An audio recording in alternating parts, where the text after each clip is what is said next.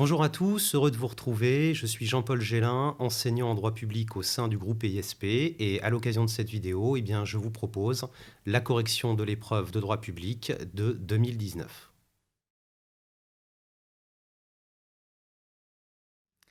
Alors, la première question, la première QRC qui était proposée pour ce concours 2019 était sur 7 points. Il s'agissait de traiter du droit souple.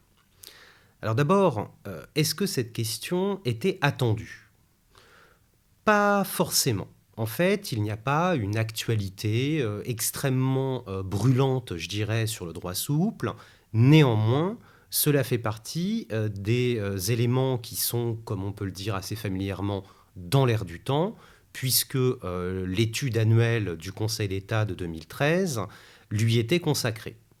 Et on sait que les études du Conseil d'État, les études thématiques du Conseil d'État, sont des sources d'inspiration pour la confection de questions pour différents concours, notamment celui de l'ENM.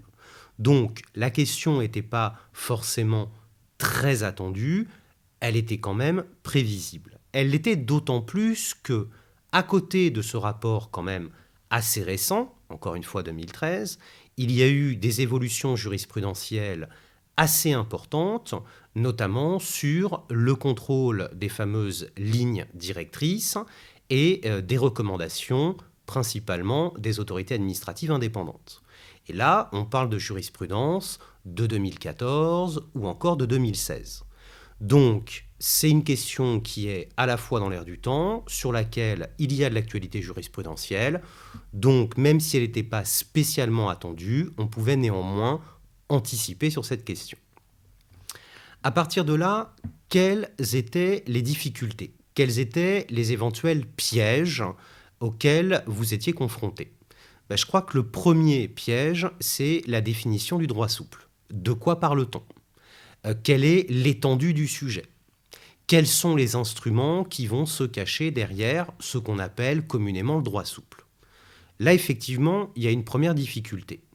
En fait, le rapport de 2013 nous donne une définition assez précise de ce qu'est le droit souple au travers de 3 critères. Il s'agit d'instruments qui ont pour but de déterminer, d'orienter un comportement en suscitant autant que possible l'adhésion des destinataires.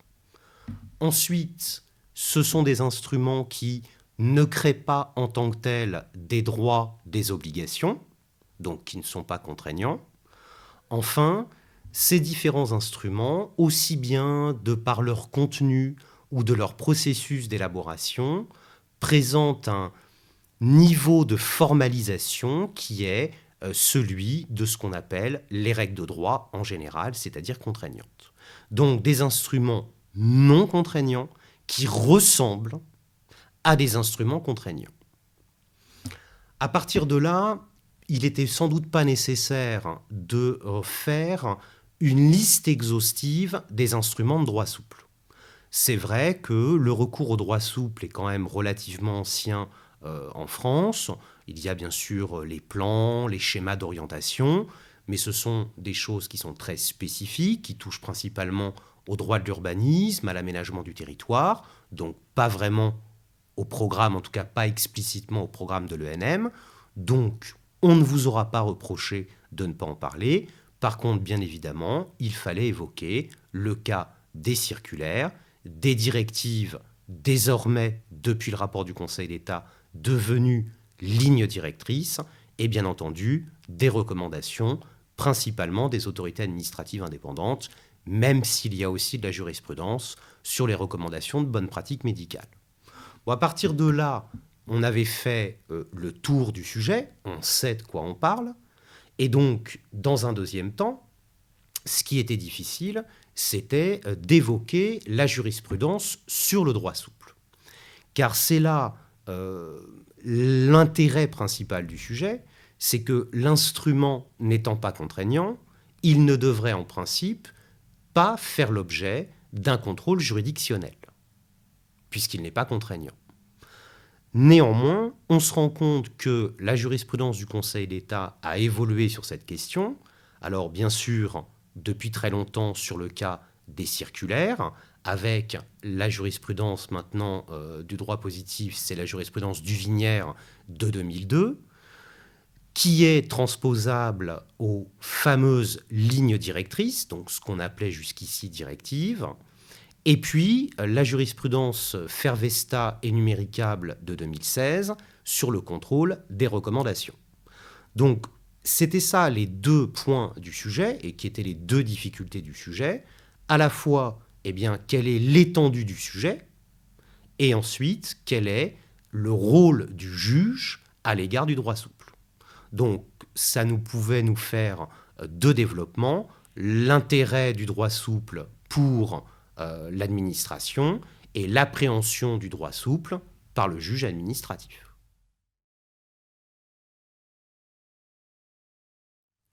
Alors, la seconde question qui était proposée pour le concours, la seconde QRC, portait sur la liberté de manifestation hors sanction pénale.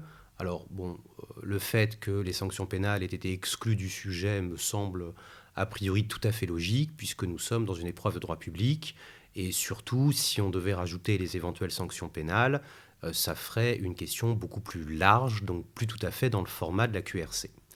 Alors cette question était sur 7 points. Était-elle attendue? Est-ce que c'était une question à laquelle on pouvait s'attendre? Ben oui, bien évidemment. Bien évidemment qu'on pouvait s'attendre à une question sur la liberté de manifestation. Alors d'une part, cette liberté fait explicitement partie du programme. D'autre part, nous sommes une année qui est marquée par un mouvement tout à fait inédit, le mouvement des Gilets jaunes, qui se traduit par des manifestations hebdomadaires tous les samedis depuis maintenant plusieurs mois. Donc, si vous voulez, ça fait partie des questions que l'on attendait. Alors, on pourrait me dire c'est un peu gros, mais en réalité, à l'instar de ce qu'on avait pu connaître dans les concours précédents avec l'état d'urgence, même si ça a l'air un peu gros, un peu trop évident, en réalité, on sait très bien que l'actualité peut parfaitement susciter une question. Alors à partir de là, même si la question était attendue, ça ne veut pas dire qu'elle est simple. Et en fait, elle ne l'est pas du tout simple. Il y avait plusieurs difficultés. La première difficulté, c'est évidemment de déterminer ce que l'on entend par manifestation. Or, de ce point de vue-là, il était, je crois, très important que le candidat mette en avant la différence qu'il y a lieu de faire entre, d'une part, la réunion et la manifestation, et d'autre part, la manifestation et l'attroupement. Ce sont bien trois choses différentes. Dans le cadre de la réunion, nous avons un groupement, un rassemblement de personnes qui est momentané, et l'objectif de ce rassemblement, c'est d'entendre, c'est d'écouter les opinions, alors que la manifestation, qui elle se déroule, est mobile, est en tant que telle l'expression d'opinion. Quant à l'attroupement, eh bien, lui, c'est un rassemblement que l'on qualifie de spontané, entendons par là plutôt désorganisé, et qui fait l'objet de jurisprudence assez complexe du Conseil d'État lorsque l'attroupement ou le rassemblement cause un dommage. Ça, c'était évidemment la première difficulté.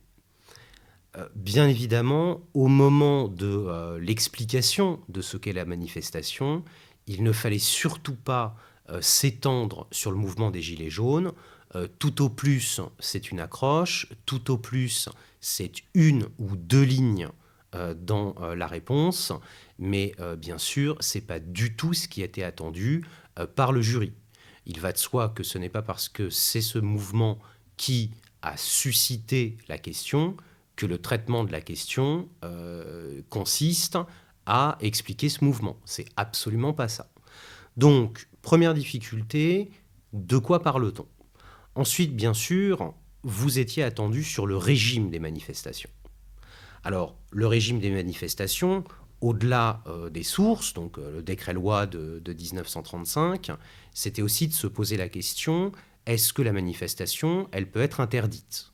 Donc, il y a la première phase qui est la phase a priori, qui est la déclaration préalable, et puis ensuite, il y a la possibilité d'interdire la manifestation.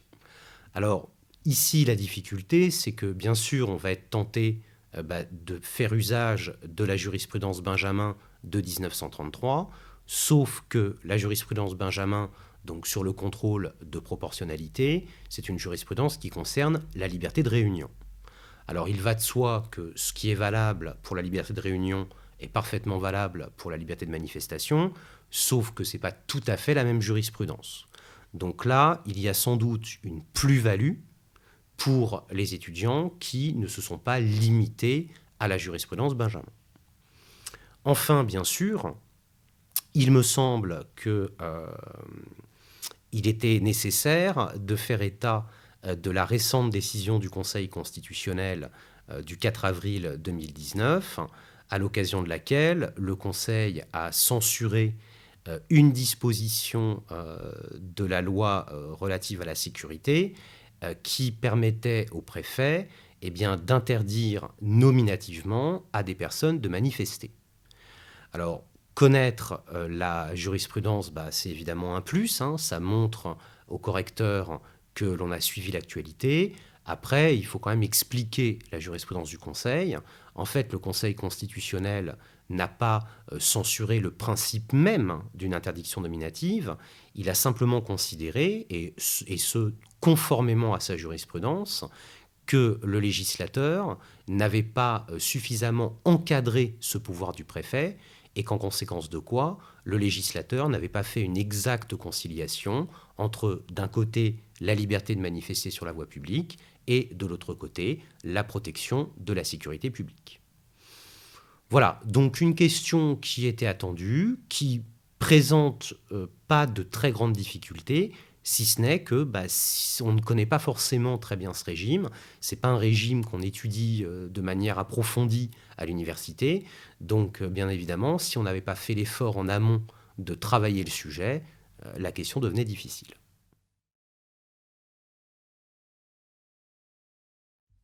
Enfin, le sujet de 2019 proposait une troisième QRC sur l'indépendance du Parlement qui, elle, était créditée de 6 points. Alors, c'est une question assez intéressante, on en reparlera plus tard. C'est peut-être la plus large des trois. Pourtant, c'est celle qui est dotée du plus faible nombre de points. Donc c'est un petit peu paradoxal. Ça veut donc dire que le jury attend quelque chose de précis. Alors, la question était-elle attendue ?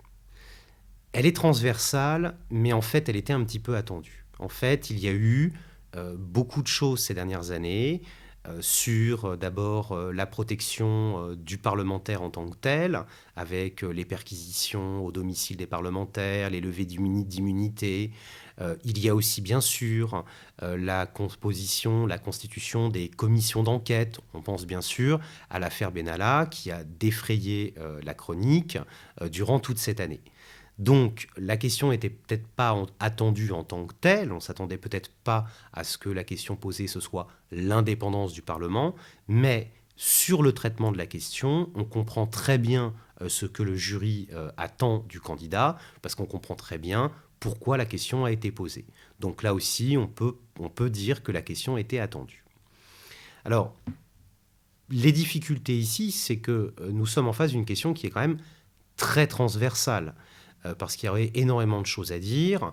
D'abord, on parle du Parlement, donc ça veut dire qu'il y a peut-être des réflexions à faire sur l'indépendance de l'Assemblée nationale et l'indépendance du Sénat, puisque d'un point de vue purement politique, l'indépendance de l'un n'est pas tout à fait l'indépendance de l'autre. On sait par exemple qu'à l'Assemblée nationale, il y a une discipline majoritaire qui s'impose aux députés, ce qu'on appelle le fait majoritaire, et qui est garantie par l'exercice du droit de dissolution, alors qu'au Sénat, la parole est beaucoup plus libre, le sénateur est beaucoup moins lié au gouvernement, puisque lui ne peut pas engager la responsabilité du gouvernement. D'ailleurs, corrélativement, on ne peut pas prononcer la dissolution du Sénat. Donc, politiquement, il y a sans doute un peu plus d'indépendance au Sénat qu'à l'Assemblée nationale. Donc, ça veut dire qu'il y avait déjà toute cette dimension qui pouvait être évoquée.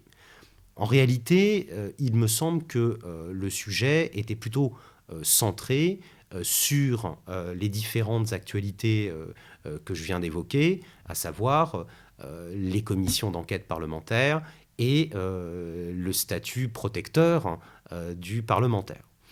Alors, à partir de là, le traitement de la question pouvait être très simplement fait en 2 temps, avec d'abord l'indépendance du Parlement, l'indépendance organique en tant qu'Assemblée, en tant que Chambre, et puis dans un deuxième temps, l'indépendance du Parlement, ça passe aussi par l'indépendance du parlementaire lui-même, le député et le sénateur. Alors, sur l'indépendance du Parlement, ce qu'il fallait évidemment relever, c'est le pouvoir d'auto-organisation. Alors, pouvoir d'auto-organisation, qu'est-ce qu'on va entendre par là ? Il ne faut pas oublier que chacune des 2 assemblées va adopter son propre règlement de l'Assemblée nationale, règlement du Sénat.